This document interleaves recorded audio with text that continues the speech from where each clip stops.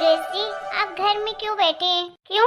तू क्या चाहती है कि मेरा बेटा घर में बैठे भी नहीं? अरे नहीं मम्मी जी, मेरे कहने का वो मतलब नहीं था। मैं तो बस ये पूछ रही थी कि सुरेश जी आज ऑफिस नहीं जा रहे हैं क्या?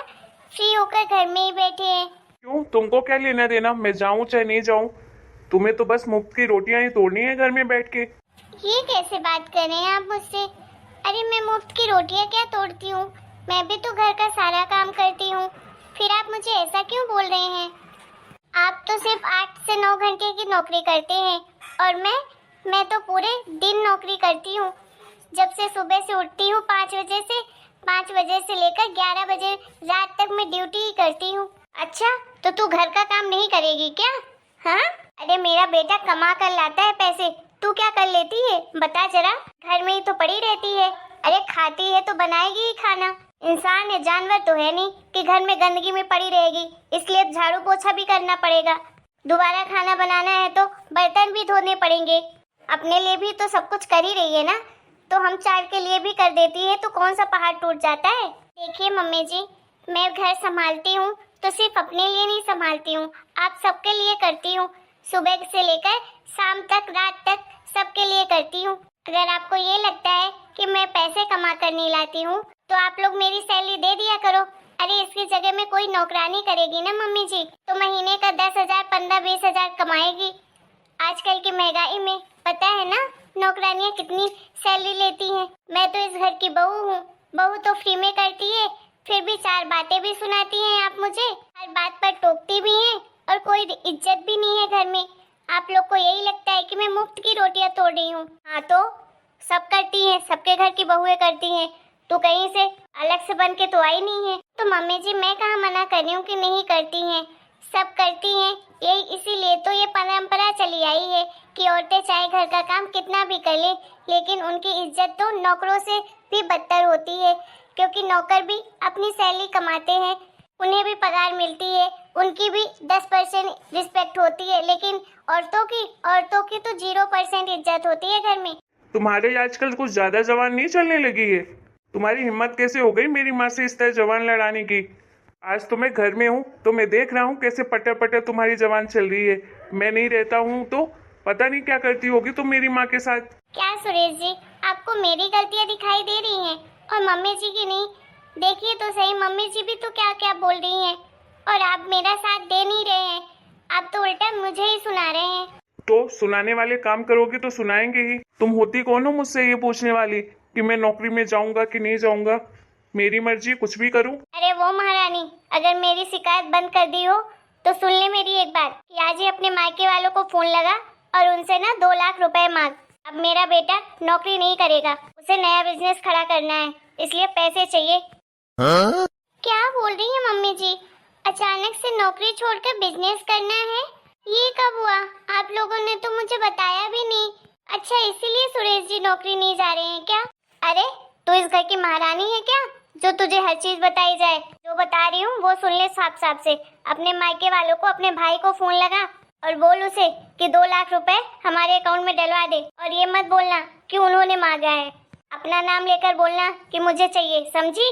पर मम्मी जी 2 लाख रुपए मैं कैसे उनसे मांग सकती हूँ? नहीं मम्मी जी, मुझसे ये नहीं हो पाएगा। मैं उनसे इतनी बड़ी रकम नहीं मांग सकती हूँ। अच्छा, क्यों नहीं मांग सकती है? अरे अगर इस घर में रहना है ना, सूखी की रोटी चाहिए तो चुपचाप से पैसे मांग अपने मायके में फोन लगाकर।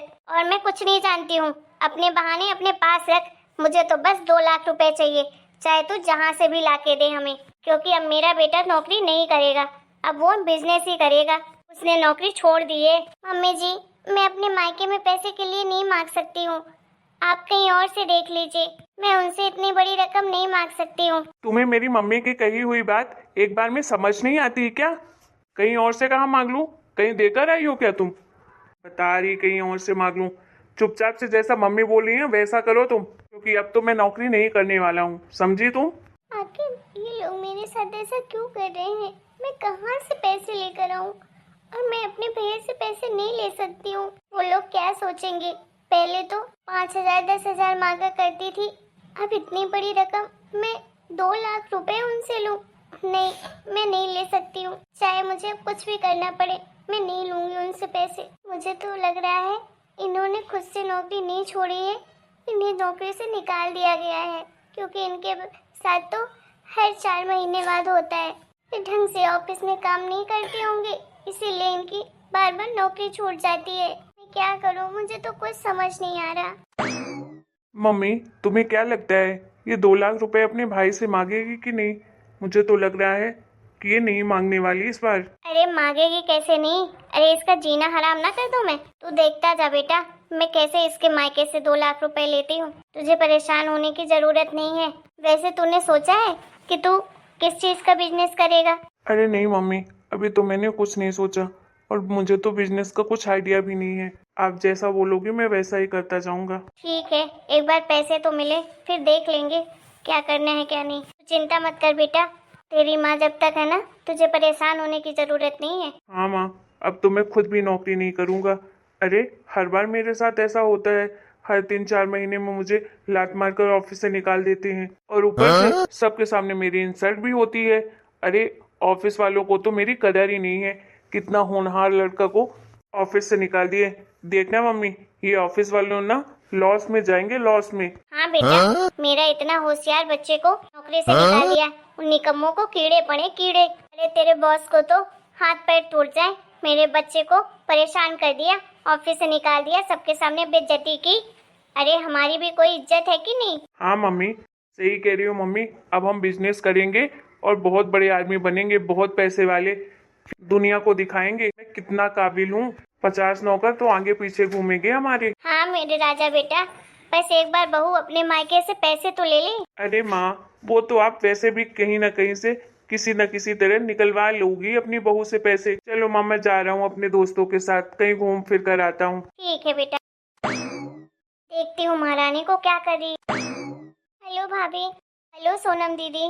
भाभी भाभी। अरे क्या हो गया सोनम दीदी, आप रो क्यों रही हैं? क्या हो गया, घर में सब ठीक तो है ना? आप तो ठीक है ना? भाभी कुछ ठीक नहीं है। अरे दीदी पहले आप रोना तो बंद करिए, बताइए क्या हुआ है। भाभी मैं बहुत परेशान हूँ, अब तो मैं तंग आ चुकी हूँ इन सब से। हुआ क्या है ये तो बताइए। भाभी आपको पता है सुरेश जी ने फिर से नौकरी छोड़ दी। मुझे तो लग रहा है नौकरी छोड़ी नहीं है, ऑफिस वालों ने इन्हें निकाल दिया है ऑफिस से। अब तो जानती है हर 3-4 महीने बाद इनकी नौकरी छूट जाती है, और इस बार तो ये दूसरी नौकरी करने के मूड में भी नहीं है बिल्कुल। दोनों माँ बेटे इस बार बिजनेस करने का सोच रहे हैं। अरे तो इसमें क्या बुराई है सोनम दीदी, नहीं करना चाहते नौकरी तो ठीक है, बिजनेस कर लेंगे। वैसे भी हर बार नौकरी करते हैं, 3-4 महीने बाद तो वैसे भी इन्हें ऑफिस से निकाल देते हैं, क्या मतलब। वो तो जानती हूँ भाभी, लेकिन अगर इन्हें बिजनेस भी करना है तो अपने दम पर करना पड़ेगा ना। पहले बिजनेस के लिए सोचे तो सही कि क्या इन्हें बिजनेस करना है, कैसे चलाना है। इन्हें बिजनेस का भी नहीं पता और ये बिजनेस कर लेंगे। इन्हें तो बस पैसे चाहिए, पैसे। अरे दीदी आप क्यों परेशान हो रही हैं? अगर उन्हें बिजनेस करना है तो कुछ न कुछ तो सोचा ही होगा। क्या सोचा है भाभी? खाक सोचा है। बस मुझे ही परेशान करते हैं दोनों माँ बेटे। बाबूजी तो है नहीं यहाँ पर, वो तो अयोध्या गए हैं 15 दिन पहले, और अभी ये दोनों माँ बेटे मेरे ऊपर बोझ बनकर बैठ गए हैं।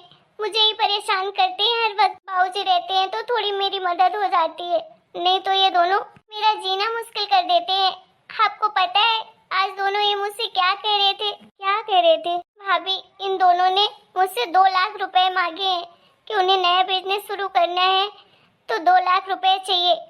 उनको लगता है कि मैं भैया से बात करूं और आप लोगों से मैं पैसे लूं, तब जाकर ये बिजनेस शुरू करेंगे। 2 लाख रुपए?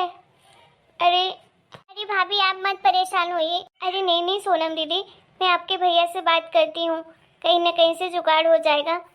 आप परेशान मत होइए, मैं कुछ ना कुछ करके आपको 2 लाख रुपए दिलवाती हूँ आपके भैया से। नहीं भाभी कोई ज़रूरत नहीं है, मैंने तो बस आपको बताया है क्योंकि आपसे ज़्यादा मुझे कोई नहीं समझता है। आप मेरी भाभी बाद में है, पहले आप मेरी एक अच्छी सहेली हैं जिसे मैं सब कुछ बता सकती हूँ। मैं इस बार आप लोगों से पैसा नहीं लेना चाहती हूँ, मैं तंग आ चुकी हूँ। अरे मुझे खुद शर्म आती है बार बार भैया से पैसे लेने में। ये लोग हमेशा मुझे परेशान करेंगे, हमेशा हमेशा मैं आप लोग से पैसे लूंगी? आखिर ये कब तक चलता रहेगा भाभी? मैं अपने दुखों का कारण आप लोग को नहीं बना सकती हूँ कि आप लोगों से बार बार मैं पैसे लूं। अरे भैया भी मेहनत करते, मैं उनसे कैसे बार बार पैसे मांग सकती हूँ? भाभी मुझे तो आपकी मदद चाहिए। क्या मदद चाहिए दीदी? आप बताइए ना, मैं क्या करूँ? आप ही कुछ सोचिए, क्योंकि इस बार तो मैं किसी हाल में पैसे नहीं ले सकती हूँ आपसे। आप मेरा हमेशा साथ देती हैं, कुछ तो बताइए, क्या करूँ मैं ऐसा कि आप लोगों से मुझे पैसा भी ना लेना पड़े और मैं किसी के पैसों की मोहताज भी ना रहूं। फिर तो दीदी एक ही काम हो सकता है। वो क्या भाभी? दीदी आप नौकरी कर लीजिए, आप पढ़ी लिखी हैं, आपको कहीं भी 20-25 हज़ार की नौकरी मिल जाएगी। आप ऑफिस ज्वाइन कर लीजिए, हो सकता है आपको पैसे मिलेंगे तो आपके पति और आपकी सास को अपनी गलतियों का एहसास हो, आपकी कदर हो। बस एक ही इशारा बचा है दीदी, आप देख लीजिए कहीं आपको अगर नौकरी मिले, या तो मैं ऑनलाइन देखती हूँ, कहीं भी आपको नौकरी मिल जाएगी, आप ज्वाइन कर लीजिए। ये सही कह रही हैं भाभी आप, लेकिन मैं ये सब कुछ कैसे मैनेज करूँगी? सब कुछ हो जाएगा दीदी, बस आप एक बार सोचिए तो सही नौकरी करने का। हो सकता है कि नौकरी की वजह से आपको इन लोगों से भी कुछ घंटे का छुटकारा मिलेगा, आप भी फ्री रहेंगी और अपने बारे में सोच पाएंगी। जब 4 पैसे अपने पास होते हैं ना, तो अपने आप में कॉन्फिडेंस आ जाता है खुद से लड़ने का, अपनों से लड़ने का। सही कह रही हैं, लगता है भाभी आप, मुझे ऐसा ही करना पड़ेगा। मैं कल ही बात करती हूँ मम्मी जी और इनसे, देखती हूँ क्या कहते हैं। देखो दीदी, ये लोग तो आपको मना करने की कोशिश भी करेंगे ना, तो आप बिल्कुल मत सुनना इनकी। अगर आपको हमसे पैसे नहीं लेने हैं तो आपके पास यही दूसरा चारा है, उसके अलावा कोई ऑप्शन नहीं है आपके पास। आपको किसी भी हाल में नौकरी करनी पड़ेगी। थैंक यू सो मच भाभी, आप सच में बहुत अच्छी हो।